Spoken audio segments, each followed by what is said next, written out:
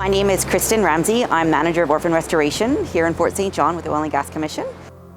So orphan wells are sites that have no permit holder. They don't have anybody to look after the obligation. The Orphan Fund is industry funded, so we have pretty aggressive timelines, like 10 years we want from the time of designation to restored. Within that time frame, we'll go in with a service rig to abandon the wells, permanently plug them. We'll decommission the surface infrastructure, get the site completely clean, then we'll go through the process of investigating it to confirm the environmental status of the site, the soil and groundwater quality.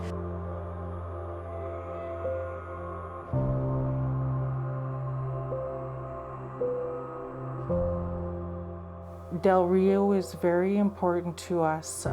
SOTO members used to camp there, gather there. They would go there on cultural visits where they did their harvesting and gathering. As stewards of the land, we want to make sure that it's restored back to the way it was.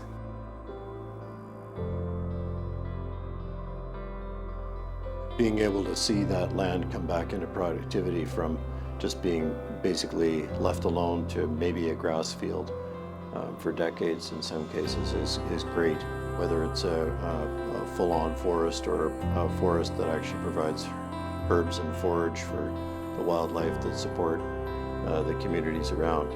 We've spent an enormous amount of time working together on basically capacity building, the ways to do it, the right ways to select vegetative stock and store it. Capacity building helps us build and improve prescriptions so that we're actually building prescriptions that have got the connectivity with the land that supports the people that have lived here forever, the First Nations.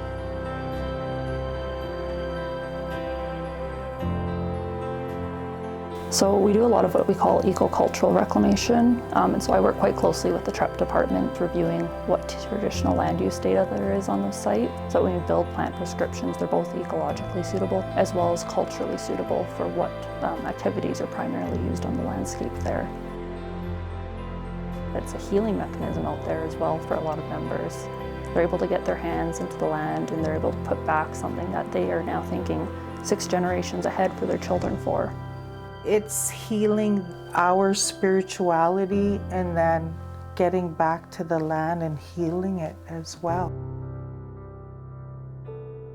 Obviously, working with the communities, we find out that that's their passion. They want to be able to use the land, get rid of some of that disturbance. Working with the First Nations and the pilots, I mean, perspectives change and it's great that way. And knowing that we are being part of something very positive, giving them opportunities to see what it's going to be, but really getting to work with them, restoring orphan sites, by far that's been the most rewarding.